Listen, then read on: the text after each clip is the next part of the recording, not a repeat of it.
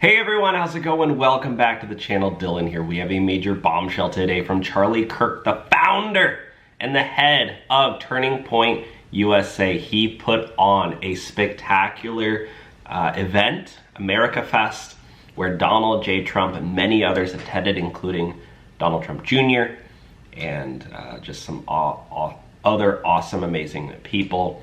Charlie Kirk, I believe he played one of the most significant roles in helping Donald J. Trump defeat Lion Kamala Harris because of his strategy of helping get young voters switching over from Democrat to Republican and sharing truth and actually giving young people, especially college students, a place that they felt comfortable to wear a MAGA hat, to speak out, and to, be a conservative young masculine man. So I think Charlie Kirk, you got to give him a lot of credit for what he's done, and he's really created a movement. So say a prayer for Charlie Kirk. But let's bring him onto the show. Let's take a listen to Charlie Kirk. Everybody, it feels good to win back our country.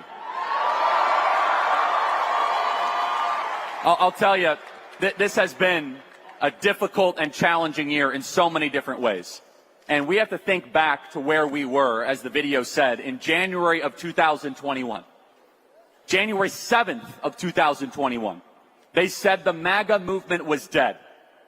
They said that Donald Trump will never have a political future. Joe Biden was coming in and putting people in prison for going into the Capitol Rotunda and praying. Joe Biden was mandating the vaccine, keeping the border completely and totally wide open. We were seeing our country disappear and vanish from us. But here's where you come in. For every single one of you in this audience that never wavered, that always had the president's back, that continued to support him, you guys are the beginning portion of the greatest political comeback in American history.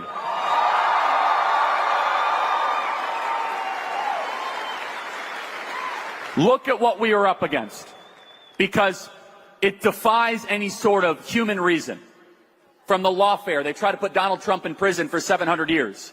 Every major tech company banned Donald Trump from their platform. Donald Trump was banned from Facebook. He was banned from Google. He was banned from Pinterest because he's like a big Pinterest guy. He was banned from Spotify. He couldn't even listen to Phantom of the Opera. They did everything they could to make him disappear, but there was a problem. Is that you could put Donald Trump in exile at Mar-a-Lago, but you can't make 75, 80 million people disappear.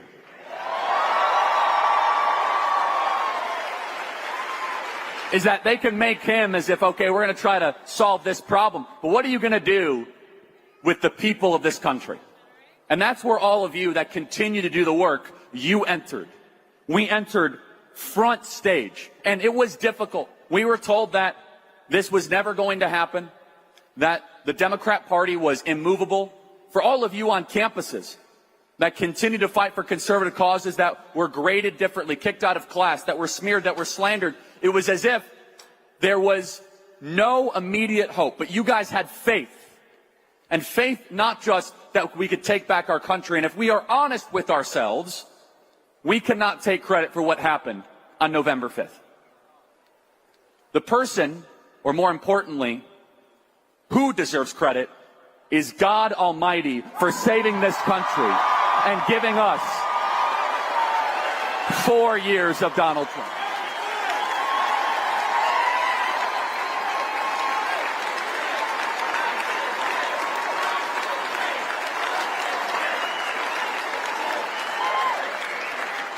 We didn't earn it.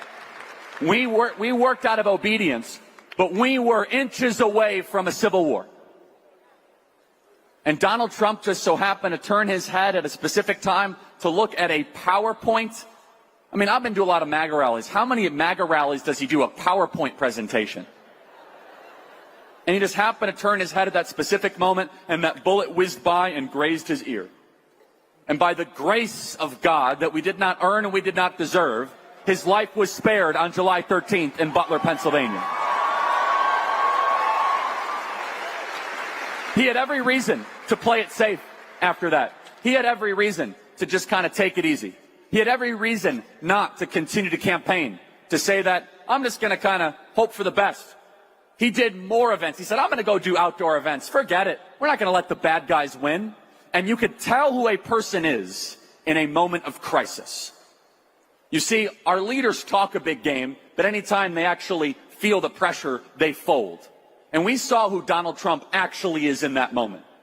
When he fell to the floor and he rose, he spoke to all of us at a fundamental level, at a level that we can't even put into words. When he ascended and he said, fight, fight, fight. It was an anthem. It was a clarion call for all of us. That regardless of what you are up against, this is a guy who did not need to be doing this. You know that Donald Trump could have cut a deal. Donald Trump could have cut a deal. The final warning shot was when they raided Mar-a-Lago in August of 2022. That was the warning shot. Like, hey, you better not do this thing, run for the presidency. Cut a deal, golf for the rest of your life, or else we're going to put you in federal prison. And Donald Trump had a choice. Do I do the easy thing or the right thing? And if there is one thing that you teach your child, it's you must do the right thing, even if it is the challenging thing. He knew what he was signing up for. To be indicted by Fani Willis, by Alvin Bragg, the show trial in New York, 700 years in federal prison. He could have just cut a deal. Guys, I'm not running for the presidency. Keep me out of jail. And every single gutless wonder politician of the last 40 years would have cut that deal. They tried to take his business empire from him.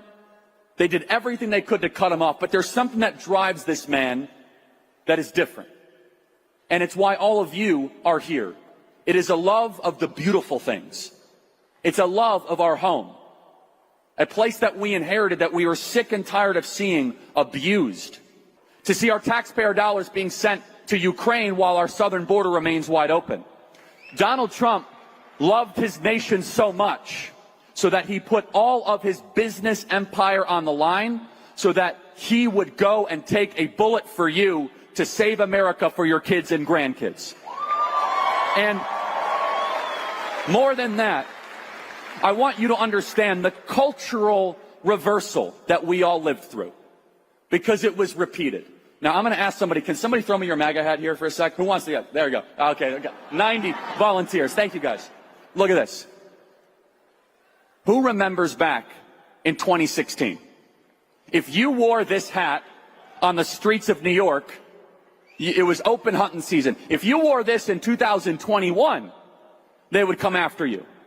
And yet I saw something fundamental.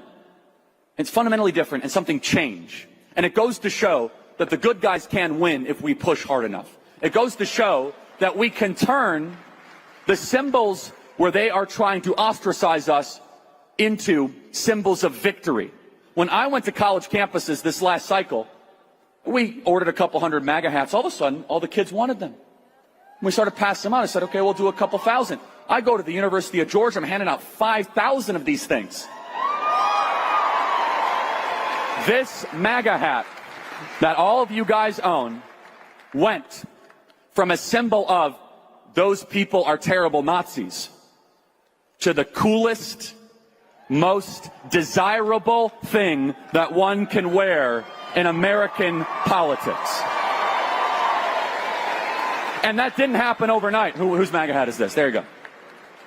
That happened because we refused to accept the names they would call us. And we kept on wearing the hat. We refused, like, oh, okay, you're going to call me a racist. I don't care. What else do you have? I'm going to keep wearing the hat. It became a symbol of strength. It became a symbol of resolve. It became a symbol of grit. It became a symbol of American masculinity coming back into our culture. It became a symbol that American greatness is what we demand, that we deserve, that we are not going to apologize for being the greatest nation ever to exist in the history of the world, that we are going to have a mass deportation effort, and that we're going to take back our nation. That hat then represented something even more. President Trump, the greatest deal maker that politics has ever seen, he brokered quite a deal over the summer. He said, okay, Democrats, you guys get Liz Cheney and Adam Kinzinger. We get Bobby Kennedy and Tulsi Gabbard. Let's make a deal. And that hat all of a sudden represented not just common sense, but it represented people of all sorts of different political stripes and backgrounds that were coming together with their sphere of focus and influence. Maybe you are a parents' right advocate. Maybe you are here as a Second Amendment enthusiast. Maybe you are a school board member. Maybe you are a pastor. Maybe you are a Make America Healthy Again advocate. Whatever focus group that you have, as long as we can agree on the big stuff, the country's collapsing, things are amiss, we need to combine forces and defeat the incumbent regime. Welcome aboard. We are going to make America great again.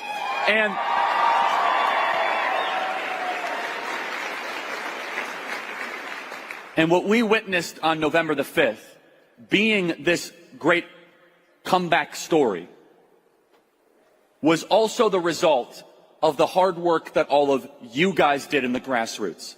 For those of you that chased ballots, for those of you that registered voters, for those of you that gave powerful sermons on the Sundays before the election, for those of you that showed up at Republican meetings at 7 a.m. to make sure that everyone had the yard signs that they need. This is your victory. You see, it is easy just to say that it's just one candidate versus another. What it really is one army of activists versus another army of activists. And guess what? We were outspent, but we outworked them this election cycle. Because we wanted it more. Kamala Harris had $1 billion, and hey, by the way, where did that $1 billion go? She sent it to China? She sent it to Zelensky? He's got enough money. $1 billion to do what? And yet we were outspent, we know it. We knew that we were up against the most powerful, well-funded machine in American political history. And it was a machine versus a movement. And the movement were people, many of us in this room, that were not, and it was not an oligarch, not a billionaire, but you could knock on 1,000 doors. You could chase 100 ballots. In this state of Arizona, which I, as you know, care deeply and passionately about, we made a promise. We said we are going to invest the greatest ground force Arizona has ever seen. We hired well over 1,000 full-time people here on the ground in Arizona at Turning Point Action. And I can say now, Arizona was the best performing swing state of the 2024 election. We chased over 200,000 low propensity ballots here in the state of Arizona. And in fact, when I was, Mr. President, can we have you at this event? Can we, try to get you? And he said, Charlie, I will only come under one circumstance. It is called a tribute to Arizona, to honor the great people of Arizona that gave me my greatest victory ever in Arizona and brought State 48 back to greatness. And that happened because of the hard work and the grit, the resolve of all of you in this room. And it goes to show that things can change. It goes to show that we can improve this country, that we don't have to accept the premise. But then it brings us to today's time, because we must simultaneously look at the past, what we've been through, the present, which is celebration and giving glory to God for what was given, but also the future.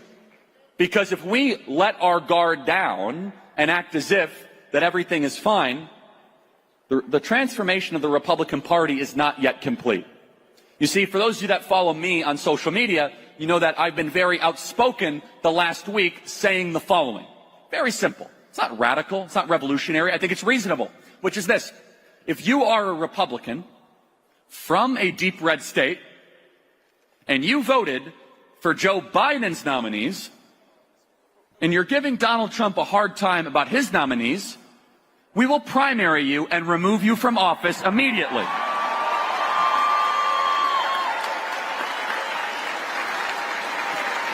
And for all of those red state senators out there, let this be a warning to you that the 20,000 people here at America Fest And the 1 million people here that are watching online, and the millions of people that will see these clips, we are not going to take a Republican Party that gets in the way of the will of the people. We want a Republican Party that fights to win. And for every U.S. Senator out there, you must confirm Pete Hegseth, Tulsi Gabbard, Kash Patel, Bobby Kennedy, Pam Bondi, and Trump's entire cabinet, or you will face a primary challenger immediately.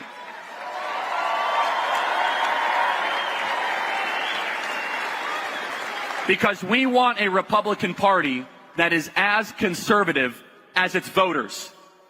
We want a Republican Party that is responsive to all of you. We want a Republican Party that actually listens to what you want, not a Republican Party that goes to D.C. and becomes something completely and totally different. And look at the power that you have. In just the last 24 hours, we did something that we never would have been able to do before. They were trying to do this ridiculous, sick, and twisted and concocted 1,500-page Democrat boondoggle giveaway continuing resolution. Under old circumstances, that thing just would have passed. But there's new voices. And we took to social media. Elon Musk took to social media. Many of you took to social media. And the president took the lead and said, no, we're not going to give Congress a 74% pay raise while Americans are being crushed by inflation. We're not going to send more money to Ukraine. We're not going to have this boondoggle of biolabs being spent overseas. We're not going to have immunity for January 6th committee. And what you did, and I want to show the power that you have, is that you, everybody in this room and everyone watching online, you defeated the Washington insiders in hours, everybody. And that CR is dead. It is dead. And you did that. And it is going to be a relentless fight. Now, the new CR that they have went from 1,500 pages to now it's like 4 or 5 pages. And President Trump is going to get what he's asked for, which is a clean slate, a debt ceiling increase, so that we can actually get the biggest, baddest, and best border bill in the history of our country as the first piece of legislation for President Donald Trump. The top priority. But it is only going to improve if we stay engaged in the grassroots. If we continue to knock on doors, take over local precinct committees, to start Turning Point USA high school and college chapters. And I just got to brag on our high school chapters. I said this briefly in the video, everybody, but young men are the most conservative they have been in over 50 years. 50 years. Think about that. Now, a reporter asked me, they said, Charlie, can you try to explain this phenomenon? I said, yeah, it's very simple. Young men want to be part of a political movement that doesn't hate them. In fact, let me go a step further, that thinks they're essential to a future of a country. That we need strong men and strong women. That we're sick and tired of hearing about toxic masculinity when we are drowning in toxic femininity. When we become a feelings-based culture, you can't say that, you can't do that, well, you're going to offend somebody. And who is the most overtly masculine political figure of the last 100 years? No, it's not Tim Walz. Stop it, okay?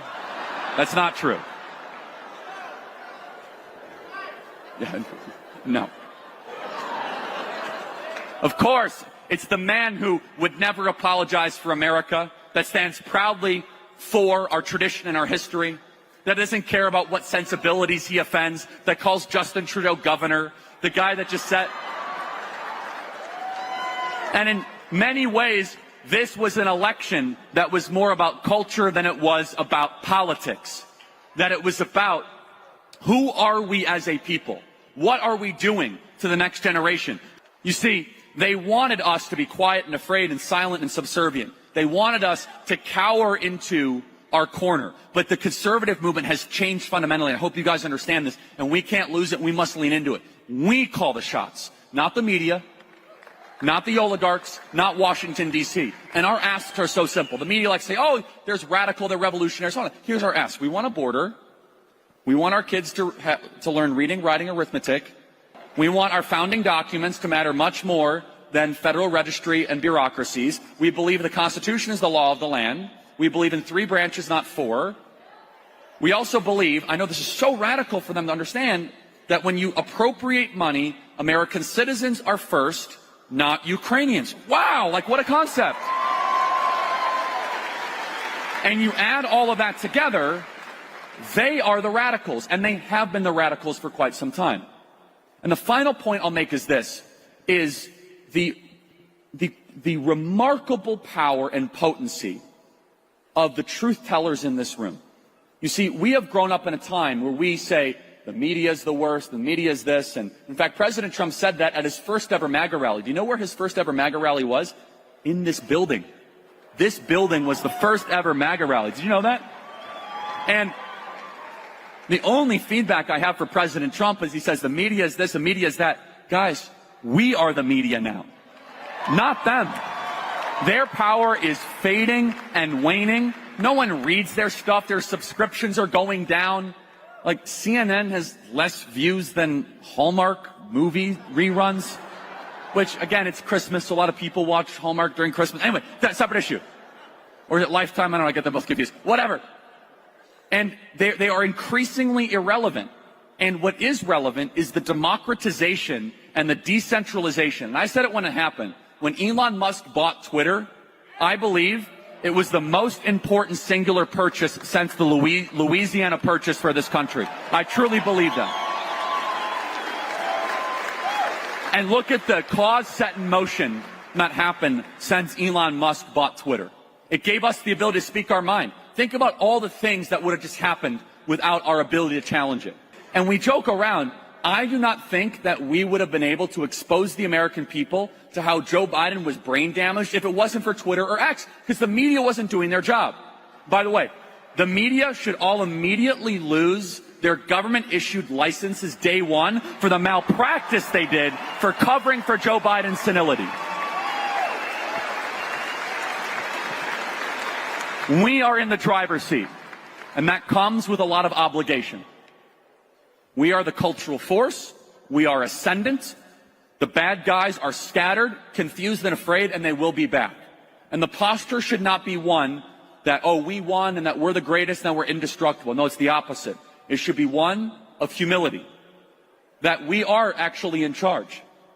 And we didn't earn it, but we have an obligation to deliver. That we have an opportunity that we may never happen again. It is a once in many lifetimes opportunity to fill the government with change makers. I believe the 4 years of exile is the ultimate Romans 12:2 verse. That God will use all things for good for those who love him. When we got displaced from power in 2020, how many of you guys said, boy, 2020, this is the worst thing to happen. We lost our country. We were trying to see what was the takeaway here. It felt as if it was so unjust, which it was, and it was so much lying and so much manipulation. But God knew what he was doing.